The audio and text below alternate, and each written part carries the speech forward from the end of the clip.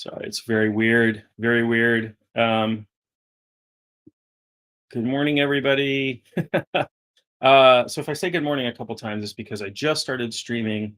I'm on Facebook, YouTube, Instagram, and Twitch, and here on TikTok at the same time. And I'm going to talk about ego, persona, and identity, three components of self, three things that we have, not necessarily three things that we are, but three things that we have. I'll talk about what these things are, why, if we are interested in spirituality and spiritual development, why we might be concerned with these things. And good morning, nice to see you. See you 2 days in a row. 2 days in a row. Um, just having my coffee this morning.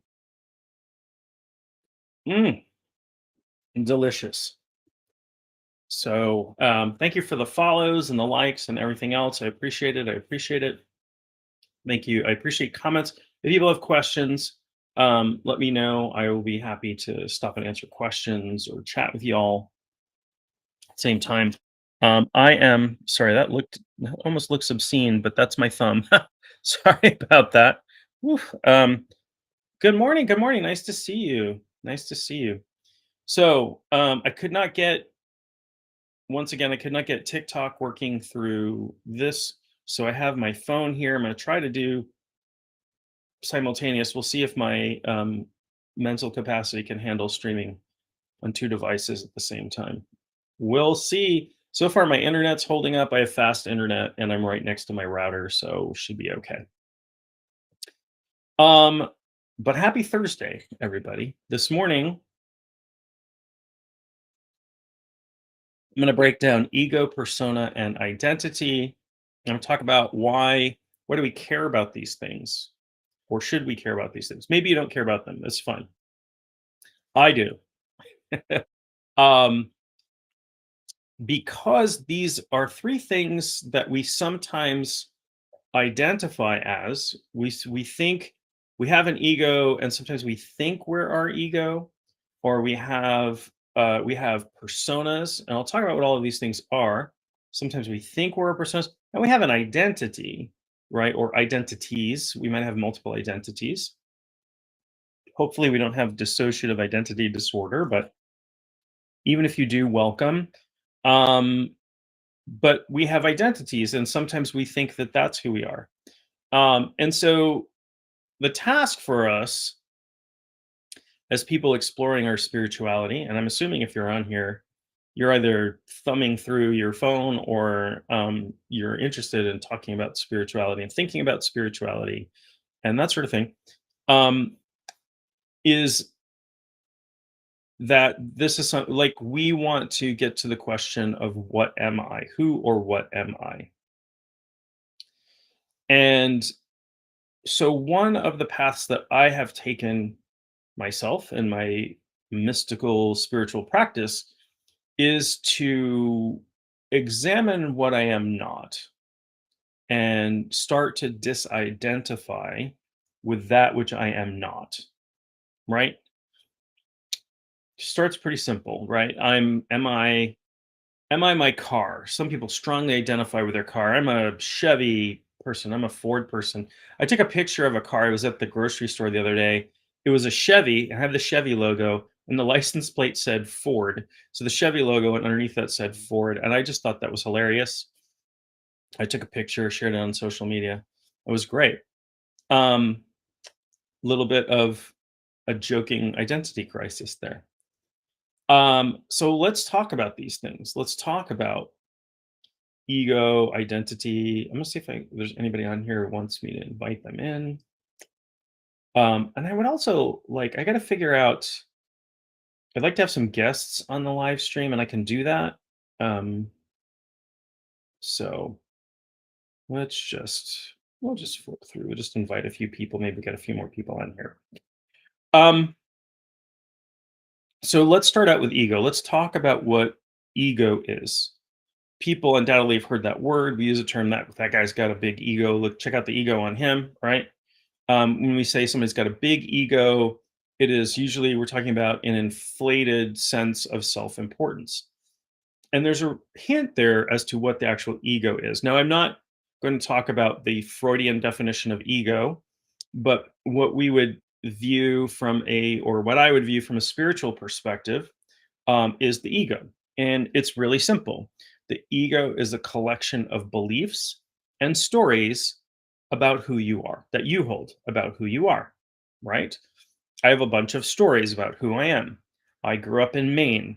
I currently live in Maine. I used to live in Boston. I used to blah blah blah blah blah blah, right? Factoids that form a collection, a mostly unconscious collection of ideas about who I am as a person. Um, and those stories may or may not be true. The truth of those stories doesn't matter. It's just that they're an agglomeration of stories that may or may not reflect who I am. But it's a story, right? I'm 53 years old. I've got two kids. I have a dog who's sleeping on my lap next to me, so I can't really move.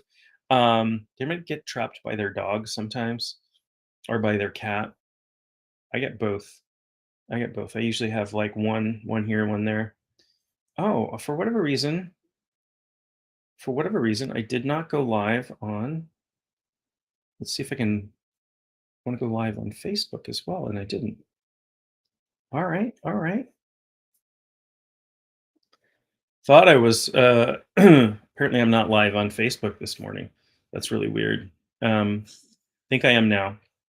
I think I'm live on Facebook this morning. I'm sorry if you're joining me on Facebook. And did I say englameration?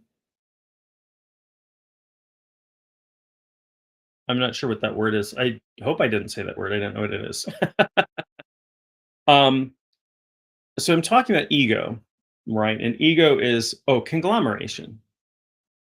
conglomeration, a collection, pile, a random cluster. I said it as a different word. That's entirely possible. Sometimes my brain is running faster than my mouth can keep up with. So it's entirely possible that I said it in a weird way. So a conglomeration, a collection, a pile, a heap of ideas and stories about who we are. That's our ego. And we strongly identify with our ego. The ego has a role, but it's not who we are, right? I am not the stories that are about me, nor am I the concepts or the beliefs that I hold about me, right? Like, I have beliefs about my dog, but the beliefs I have about my dog are not my dog. So why would the beliefs about me be who I am? They aren't. But very often ego tells us this is who you are. So, what is the ego for? How does it form? Where does it come from? Do we need to get rid of our ego, or is ego okay? Your agglomeration hurts today. You are not the pain. You are not the diagnosis. That is correct. You are not the pain. You are the one who's having the experience of the pain, of the hurt, but you are not the pain. So when you were born egoless, right? Because the ego is all can also be known as the conditioned self. Conditioned as in learned. We learn who we are through a series of life happenings and lessons and things like that, right? We're born, we have people who take care of us, these big people who take care of us, and they're important because without them, we don't, this, our body doesn't get fed and we experience discomfort. We don't get changed, we don't get affection, that sort of thing. So we pay close attention to the important ones, right? The ones that we've deemed as important to our survival, right? And those important ones, domestication. Yeah, yeah, yeah. Yeah. That's a great word for it. The important ones give us a name, right? The important ones say, "You're John. You are John." And we respond to that. And when we respond to that, we're rewarded. We're rewarded with affection or by people paying attention to us or whatever. One of the things that's different in English than in some other languages is that when I introduce myself to somebody, I normally will say, I am John. I would prefer to say, I am called John. I am one who is called John. Um, but who are native English speakers will look at you funny if you say that. But in other languages, you say, I am called Je m'appelle, or my name is, or whatever.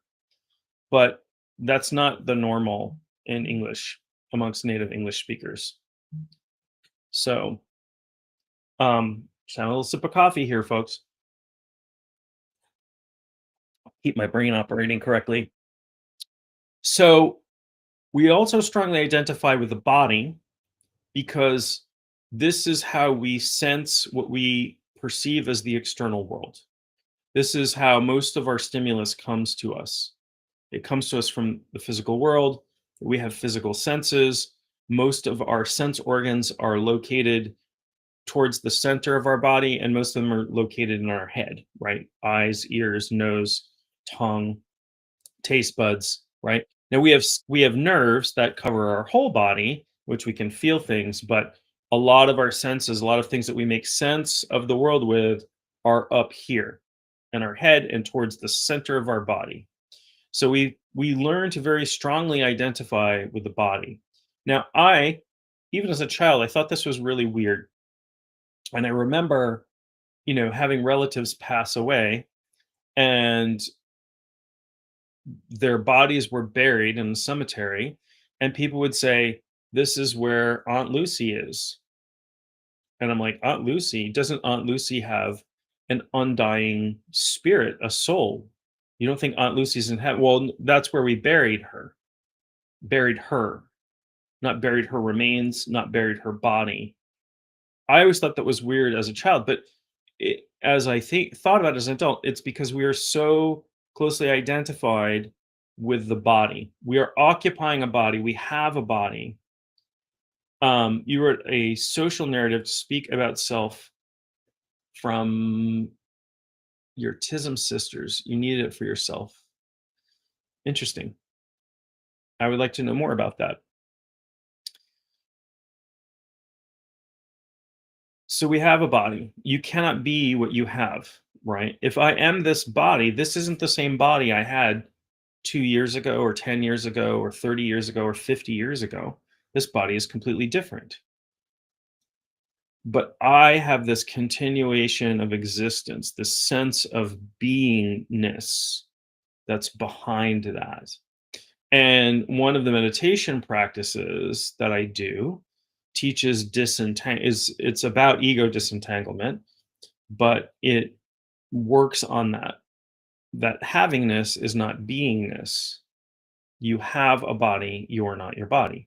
Your body produces feelings that you experience as pain, but you are not the pain, you're the experiencer. So you have sensations, you have perceptions. You are not your sensations, you are not your perceptions, right? So this is what ego is. Ego's job is to keep this body alive, body mind alive for, we'll say, as long as possible, right? Or as long as practical. Why? Well, we incarnated, I think that we're projecting these bodies from our connection to divinity, and so that we can have an experience, a completely unique experience of the physical world. No two human beings, no two sentient beings ever had or will have the same exact experience. You and I, while we both identify as human, maybe, and have similarities, are not the same. We have different biology, different upbringing, different mental processes, different body chemistry, different cultural influences, different education. We live in different regions, right? Been exposed to different pathogens. So we've completely different DNA. Even two people with the same DNA have completely different experiences of the world. Once you differentiate into this physical being that you are occupying at the moment,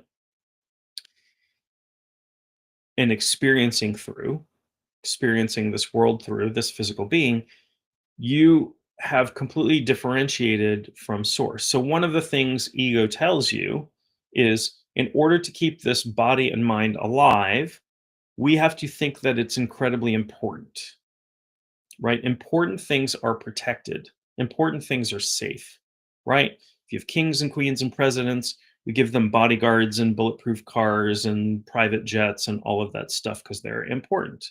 We protect important things.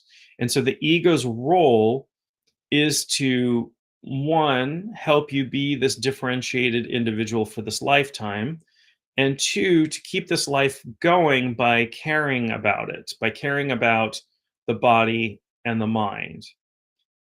But it does that by convincing you that it is who you are. Being able to be understood and heard helps you to step into the truth. Absolutely. I completely agree with that. So the ego then is this collection of beliefs and ideas about who we are that is closely associated with keeping this body and mind alive. And yet it is not who you are, right? The ego changes over time. Who you are, your beingness, your consciousness, the quality of consciousness at your core is unborn, undying, and unchanging. Now, don't just believe that because I said it. You would have to do some practice to get to that point where you experience that. You experience that undying, infinite nature, that divine spark that is who you really are. The star that you are. All men and all women are stars. Every man and every woman is a star. I'm sorry, I misquoted. Um, and so you have to, you don't have to, but if you want to if you want to practice mysticism, if you want to get into spirit on a very deep level, ego disentanglement is an important step. No one teaches how to do this effectively. I disagree with that. There are too many that benefit from oppression. I agree with that. I disagree that no one teaches how to do this effectively. It may not be easy to find, or you may not have experienced that, but I teach it as a meditation practice, as do others. So, um, and I don't think I'm special or alone. I'm unique in the same way that you're unique, but I think it is taught. You just have to find it. You just have to find it, and you have to go through a lot of shit to find it, right? You have to dig through a lot of nonsense to find the stuff. Sure, plenty of ways to capitalize pain. Pain is an pain and fear are easy control mechanisms for people, right? Because we are programmed to want to escape them. And if somebody hands you a branch to get out of the quicksand of pain or fear or grief or that sort of thing, we are tempted to grasp that, even if it's not the best thing in the long run. Okay, so that's ego. That's a very high level overview of ego. What then is persona? I am diagnosed with PTSD and ADHD, and I have meditated my whole life. So it is not impossible. That it's a belief. It's a belief, and you can change your beliefs. Ego, the details that make you different than me. Yeah, I mean that's definitely part of it. Definitely, ego is a force that separates us from one another. That makes us feel like we're separate beings. That we are not all one underneath all of this. So in that way, ego takes us away from the truth of the matter, which is that we are all part of the same consciousness, the same field of consciousness. But yes, I would say that that's accurate. That's not all of it, but that is one of its functions. One of the things that it does is it says you're different than these people. And that allows us to do things like I'm not bad like those people, or I'm better than those people, right? That's what when people say they have that person has a big ego, you're talking about self-importance, which is one of the functions of ego is to make you feel important. so that you feel safe. You are important. You don't have to feel important. You just be important. You just, the fact that you exist is important. You have incarnated on this planet at this time for reasons, and that's important. It's critical. It's your purpose. People are like, what's my purpose? You're doing it. You're existing. That's your purpose. You might have other things that are intended to accomplish in this lifetime, but your purpose is to have a unique set of experiences. And no human being ever will or ever has had the same set of experiences as any other human being. You are having a completely unique set of experiences. Think about that. 8 billion people on the planet right now, and none of them has ever had the same exact experience of anything ever. Right? Isn't that interesting? Fascinating to think about. So that's ego. So ego has a job. Some spiritual teachers will talk about ego death, or killing the ego, or that sort of thing. I do not. I think we need to disidentify from the ego. The ego serves a purpose, but it needs to be put in its place.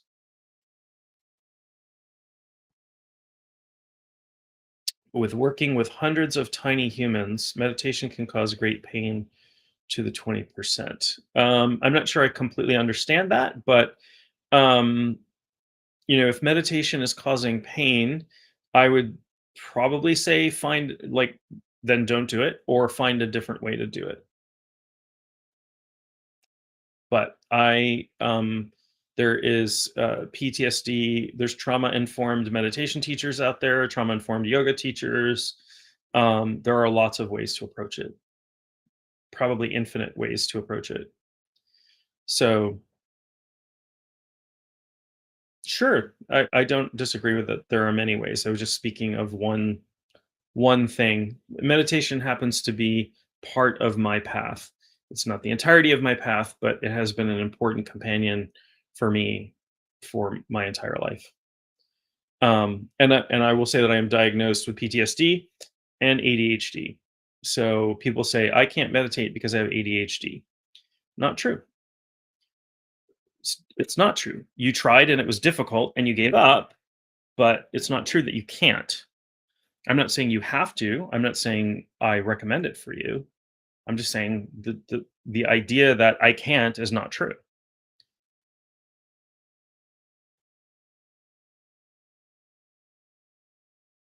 A lot of people feel meditation shamed. I hope that I'm not meditation shaming anybody. If you feel meditation shamed, I hope you understand that I that doesn't come from me. I do think meditation is a well-researched practice. Well, meditation is not one practice. Let's put it that way. So first of all, if anybody wants to meditate, I'm not saying you have to meditate. If anybody wants to meditate, you can. You find a method that works for you. There are probably an infinite variety of ways to meditate. Probably written down and formal schools of meditation are in the tens of thousands. And so body scanning meditation might not work for you, but mantra meditation might. I don't like mantra meditation, but visualization based meditations work better for me, or yoga nidra works for other people, or, again, I can probably think off the top of my head of a couple hundred meditation methods. And I know even though I studied meditation my whole life, I know like scratching the surface. It's a very deep subject. Oh, no worries. I don't mind conversation. I'm not I mean, I might disagree with something that somebody says. I generally I'm going to disagree with blanket statements like people with PTSD can't meditate, or this is that. Like that's a really big generalization, especially when I've experienced that to not be true for not just myself, but people that I've taught, people that are my clients, people that I work with. So, firsthand experience with lots and lots of people.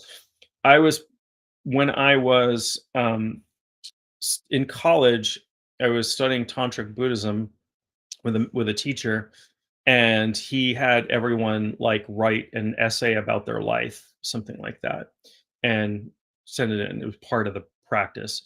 And one of the things he mentioned was, without mentioning names, without shaming anyone, calling it about re-traumatizing anybody, he said, you know, 30% of the people who wrote essays wrote about being abused by their, you know, essayed, I guess I have to, by a parent.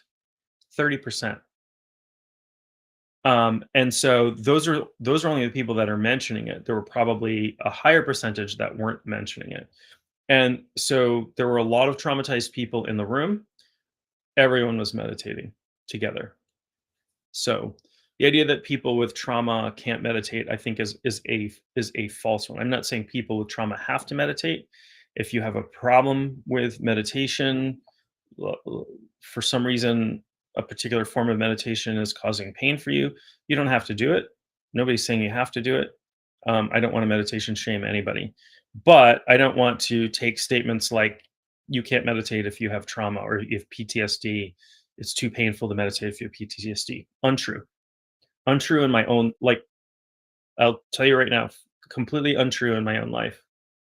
So if you decide you you have PTSD, if you're someone with PTSD and you decide you want to meditate, you can. You just have to find a method that works for you. And that's true for anybody, right? So some people are like, I can't meditate because I can't slow my thoughts down. Welcome to the club. I've got ADHD. I found methods to meditate that work for me. You just try a different method. That's all. If you want to meditate. I'm not saying anybody has to do anything. All right. So off track anyway. Talked a little bit about ego, what ego is. Let's talk about persona. What is a persona, or what are personas?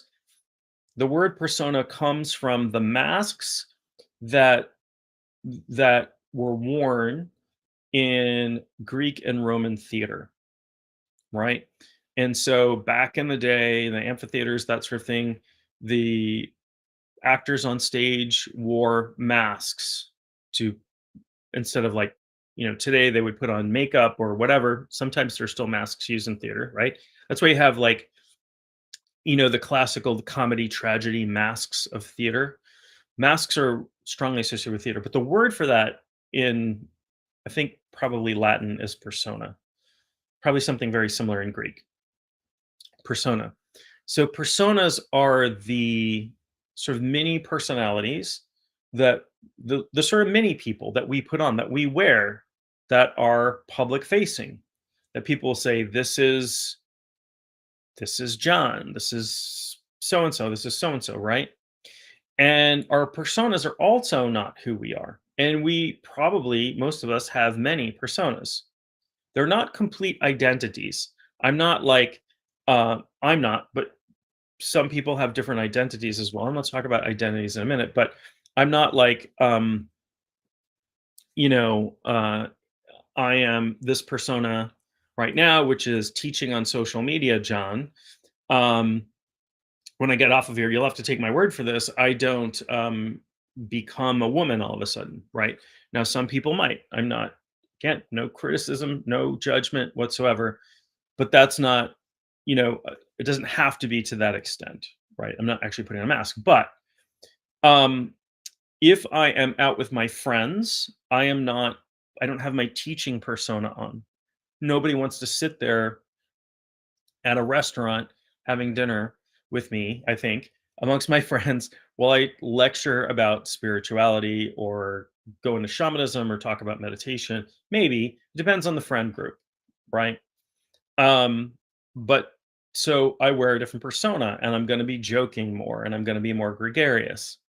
Uh, it's interesting for me. One of the interesting things for me is talking to people who have known me at different points in my life. So I have a really good friend that I've known since I was in, like, sixth grade, and she will say certain things about me that she knew from then and growing up and all of these things. And I have people that I met in college who will say different things about me. And I have people I've met as an adult who will have a different perspective, right? Or met me in different modes. If I'm teaching in a classroom, it's a completely different mode than this casual thing. Oh, you've been wow, 10 years is a very long time to be going through shamanic crisis. I hope that you are, if you've been through dark night of the soul, then um hopefully you're on your way back from that initiation. But yeah, I get it. So personas you can think of like roles, like you step into a role to go on stage, right? So when I'm hanging out with my daughters, I'm dad. I put on my dad role. When I'm out on a date, I'm in my date role. Hopefully I'm in my romance role. I'm not going to talk to my date the same way I talk to my daughters. I'm not going to talk to my date the same way that I teach. It doesn't mean I'm being disingenuous.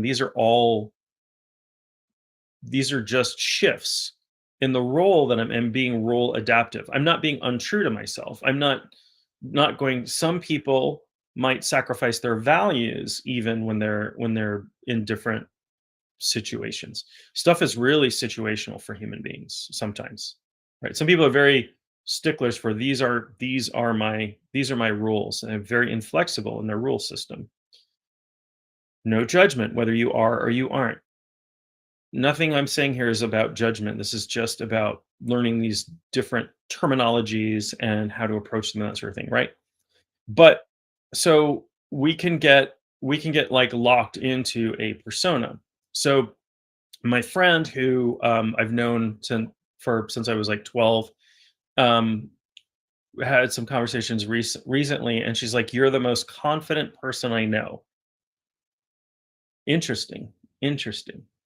Um, so from her perspective and viewing me in certain situations and certain settings and that sort of thing, I come off as super confident. Um, and I will say for a fact that that's not always true. I am not always the most confident person. I'm a fairly confident person in that I'm comfortable in my own skin. I have done a lot of self acceptance work, that sort of thing. But when she knew me back in the day and I was in school, it was probably mostly an act, I would say, the confidence back then, right? You have to act confident. So, my school, there was a lot of like bullying and violence and all kinds of stuff. Um, you had to act confident, you had to act tough as a boy, or you could be targeted, that sort of thing. So it was probably put on. It was probably mostly put on back then. But I feel, when I'm in the right situation, I do probably have a very confident persona. Part of that is having no sense of shame. Like I'm done with feeling a sense of shame about anything. I am who I am, and I feel like I can be genuine about who I am and just express myself the way that I can. But again, it's still coming through a persona because I'm not going to come on here and talk to you the same way that I talk to my dog or my daughters or my romantic partners or whatever, right? That wouldn't make sense. It wouldn't be kosher. Wouldn't be wouldn't be cool. Wouldn't be well accepted. So that's persona, the roles that we step into. And people who are good socially, people who have great success socially tend to be role adaptive, meaning I kind of change who I am a little bit. I change the role that I step into depending on the social situation or the professional situation or whatever. So let's talk about identity then. So identity is a label, right?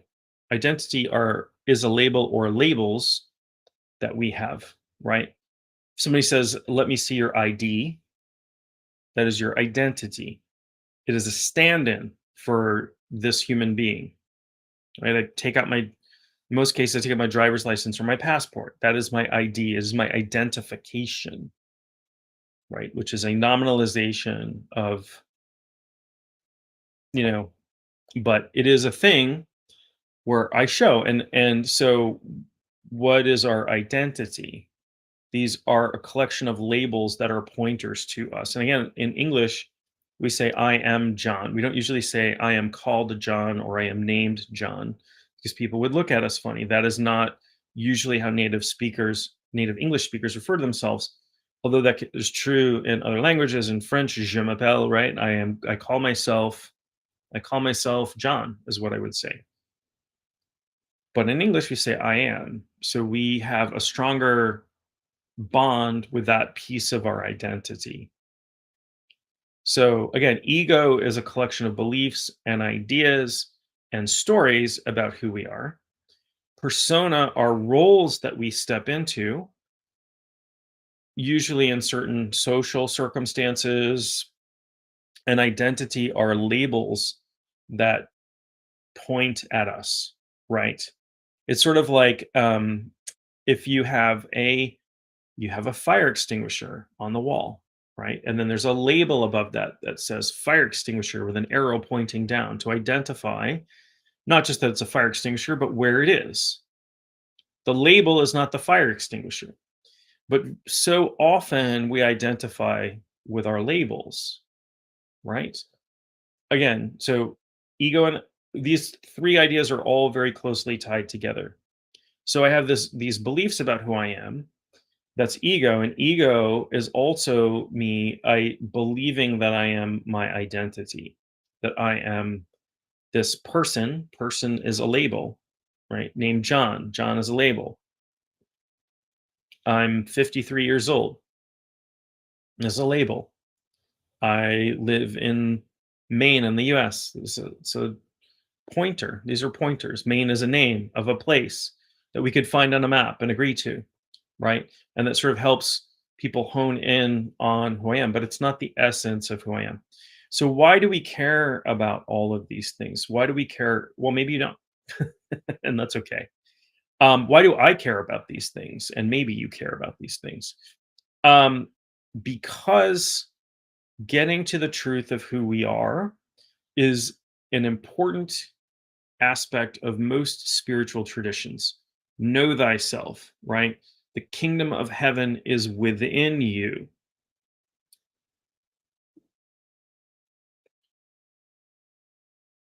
You've experienced many ego disillusions. Yeah, that will happen, especially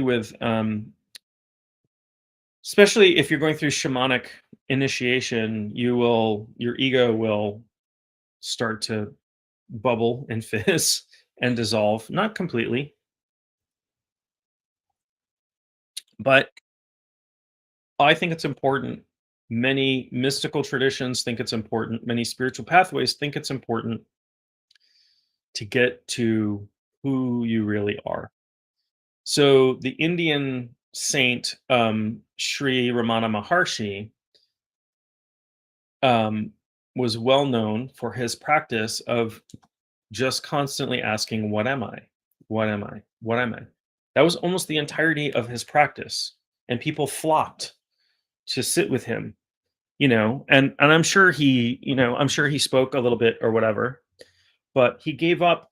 He was sort of ascetic, right? He lived in an ashram. He had all of his needs were taken care of by the people who went to study with him and stuff. But which is nice. But let's do that again. Sorry, I've been on TikTok for an hour, and it's like I gotta solve a puzzle to make sure I'm still here and still human.